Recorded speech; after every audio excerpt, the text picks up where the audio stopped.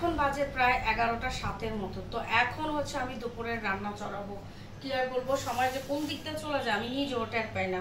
আমি কিন্তু দেরি করে ঘুম থেকে উঠিনি, সকাল সকাল উঠেছি। তো বাচ্চাদেরকে নাস্তা টাস্তা দিয়ে একদম স্কুলে বিদায় করে দিয়ে আমরাও নাস্তা খেলাম, মারিয়ামকেও নাস্তা খাওয়ালাম, প্রায় মোটামুটি অনেক ঘরের কাজ শেষ করলাম। তারপরে কিন্তু আসছি রান্না করতে। তো আজকে কি কি রান্না করব সেটাই আপনাদেরকে একটু দেখাবো। এখানে হচ্ছে জালি কুমড়া, কারা কারা চিনেন আমি জানি না। তো জালি কুমড়া এটা হচ্ছে সরিষা দিয়ে ভাজা করব, এটা কোনো মাছ টাছ দিয়ে রান্না করব না, সরিষা দিয়ে ভাজা করব। আর এখানে নিয়েছি লাউ, এই যে লাউ দেখা যাচ্ছে কিনা জানি না। তো লাউ দিয়ে হচ্ছে মাছ অলরেডি ভাজা করে ফেলছি, মাছ দিয়ে একদম মশলা কম দিয়ে পাতলা করে রান্না করব। তারপরে এখানে অনেক ধরনের সবজি নিয়েছি, আলু, পটল, তারপরে হচ্ছে বরবটি, গাজর, এগুলো দিয়ে একটা সবজি করব। আর হচ্ছে অল্প একটু ডাল রান্না করব, অল্প একটু ডাল রান্না করব।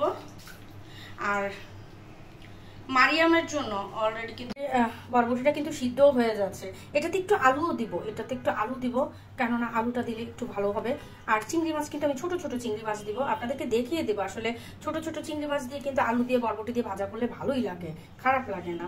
তো আমার মারিয়ামের এটা আবার অনেক পছন্দ, সেই জন্য মারিয়ামের জন্য বিশেষ করে করবো, কারণ এটাকে খাওয়ানো নিয়ে আমার অনেক কষ্ট করতে হয়। জানি না, চেষ্টা করি বাচ্চাদেরকে কত রকমের খাওয়ানোর, কিন্তু কপাল পোড়া হলে যা হয়, বাচ্চাদের এত নখরামি আর ভালো লাগে না। এটা খাবো না ওটা খাবো, ওটা খাবো না সেটা খাবো। যাই হোক, কিছু করার নাই, আসলে পরিস্থিতির শিকার। বাচ্চারা এখন কেন যে এমন করে আমি নিজেও জানি না। বাচ্চাদের নখরামি কোন দিন শেষ হবে মহান আল্লাহ তাআলা বলতে পারে। তো বিশেষ করে মারিয়ামের নখরামিটা সহ্য করাটা আমার জন্য অনেক কঠিন হয়ে গেছে, অনেক কঠিন হয়ে গেছে। আমি বুঝতে পারি না, আমার শুধু মারিয়াম বললে ভুল হবে, আমার দুটা মেয়েই খাওয়া নিয়ে অনেক নখরামি করে, অনেক নখরামি করে। মোট কথা হচ্ছে ওদের খাবার নিয়ে আমি সবসময় টেনশনে থাকি। তো কোনো ধরনের সবজিই খেতে চায় না, ইশিকা কিন্তু কোনো ধরনের সবজিটাই খেতে চায় না।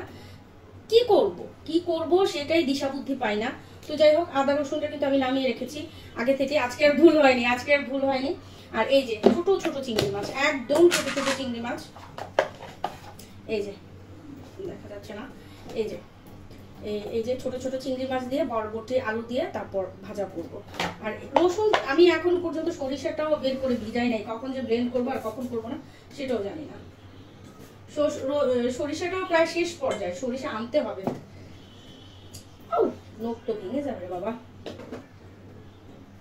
কি করব কি না করব বুঝতে পারতেছি না। তবে একটা কমন বিষয় হচ্ছে আমার দুটা মেয়ে মিষ্টি অনেক বেশি পছন্দ করে।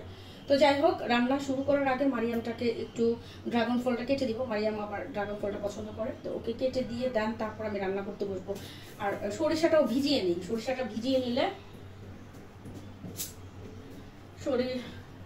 সরিষাটা ভিজিয়ে নিলে আমার জন্য কিন্তু সুবিধা হবে। মোট কথা হচ্ছে আমি তাড়াতাড়ি করে করতে পারবো, তাড়াতাড়ি পেস্ট হয়ে যাবে। সরিষা ভিজিয়ে রাখলে একটু তাড়াতাড়ি পেস্ট হয়।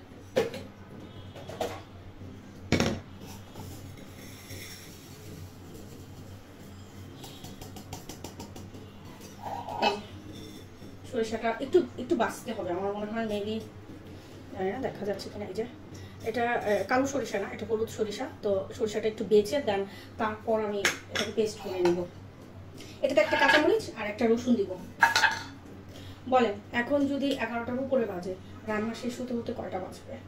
তারপরে বাকি কাজ তো আছে, আবার বাচ্চারাও চলে আসবে, খাওয়া রেডি করতে হবে। মানে একদম হজবরল অবস্থা। মানুষ বলে যে গৃহিণীদের কোনো কাজ থাকে না, গৃহিণীদের কোনো কাজ থাকে না। আসলে একটা গৃহিণী বুঝবে আর একটা গৃহিণীর কষ্ট, আদারওয়াইজ আর কেউ বুঝবে না, আর কেউ বুঝবে না। বলে লাভ নাই। আমিও প্রথম প্রথম যখন জব করতাম মনে করতাম যে মা কোনো কাজই করে না। তবে আমার মা কিন্তু শুধু গৃহিণী ছিল না, সে বিজনেসও করতো, প্লাস বাসাও সামলাতো, সংসারও সামলাতো। তো তার তুলনায় আমরা কিছুই করি না, তারপরেও একদম জান শেষ হয়ে যায়। এখন বুঝতে পারি আসলে মা হওয়া কত কষ্ট। মার কষ্ট তখন বুঝি নাই, এখন বুঝি যে আসলে মা জিনিসটা কি। তো সবাই ভালো থাকবেন, মারিয়ামকে কেটে দিই। আল্লাহ হাফেজ।